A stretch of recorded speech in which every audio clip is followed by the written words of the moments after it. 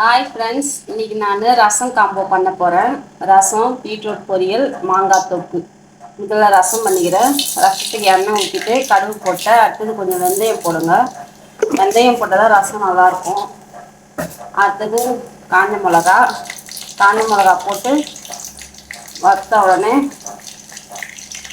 புளி கொஞ்சம்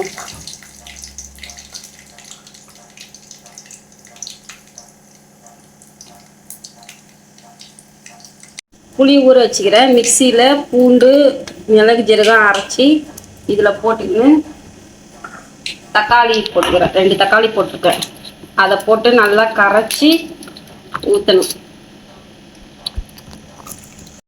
ரசம் கொச்சிச்சிங்க, எடுத்து ஊற்ற வேண்டியதாங்க. எனக்கு ஒரு கடாயில் பீட்ரூட் பொரியல், இன்னொரு கடாயில் மாங்காய் தொக்குங்க. எண்ணெய் ஊற்றிட்டேன். அடுத்தது கடுகு போட்டுடுறேன். 2த்துலேயும் கடுகு போட்டுடுறேங்க.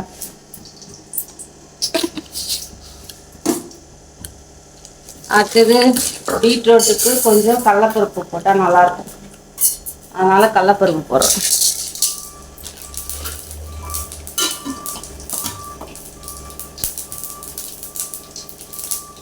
பொரிஞ்சிச்சுங்க.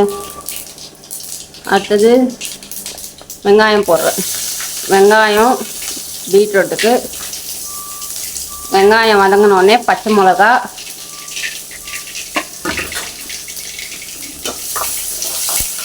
கடுகு பொரிஞ்சிச்சு. மாங்காயில் கடுகு பொரிஞ்சிச்சுங்க.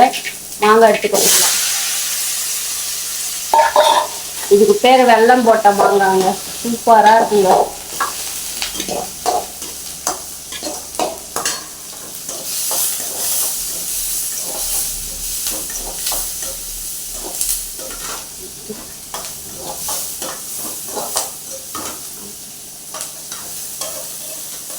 வெங்காயம் வதங்கிடுச்சு.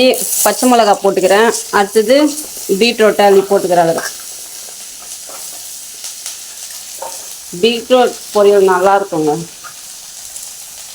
இந்த மாதிரி செஞ்சதாங்க பீட்ரூட் பொரியல் நல்லா இருக்கும். அடுத்தது உப்பு போட்டுக்கிறேன். ஏற்கனவே பச்சை மிளகா போட்டுக்கிறேன், அதனால காரம் போட தேவையில்ல. கொஞ்சம் உப்பு போட்டுக்கிறேன். அடுத்தது மஞ்சள்தூள். எந்த காயாக இருந்தாலும் மஞ்சள்தூள் போட்டுருங்க.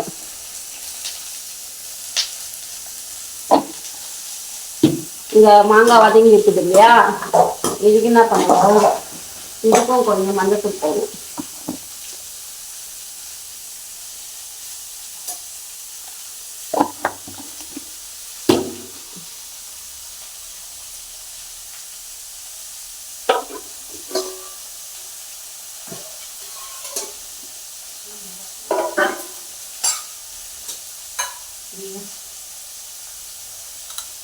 மாங்காவுக்கு நான் மிளகாத்தூள் போடுவேங்க. மிளகாத்தூள் போட்டு வெல்லம் போட்டு இறக்குவேன். அதனுடைய காம்பினேஷனே சூப்பராக இருக்குங்க. தொக்குலே அதாங்க பெஸ்ட்டு தொக்கு. தேவையான அளவு தண்ணி ஊற்றிக்கிறேன். வேகிற அளவுக்கு தண்ணி இருந்தால் போதும். அதேமாரி மாங்காவுக்கும் லேசாக கொஞ்சம் தண்ணி ஊற்றணும்.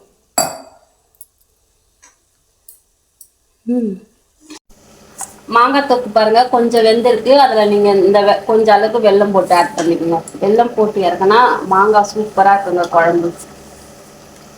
நல்ல சூப்பராக அந்த மாங்காய் சீசனில் இந்த மாதிரி குழம்பு சாப்பிட்டு பாருங்க. கூடவே கொஞ்சமாக பெருங்காயம் போட்டுக்கோங்க. பீட்ரூட்டு ஃபுல்லாக வெந்துச்சுங்க. அது கூட அப்படியே தேங்காய் போட்டு இறக்கணுங்க. லாஸ்ட்டாக தேங்காய் போட்டால் தாங்க அந்த பீட்ரூட் பொரியலே நல்லாயிருக்கும்.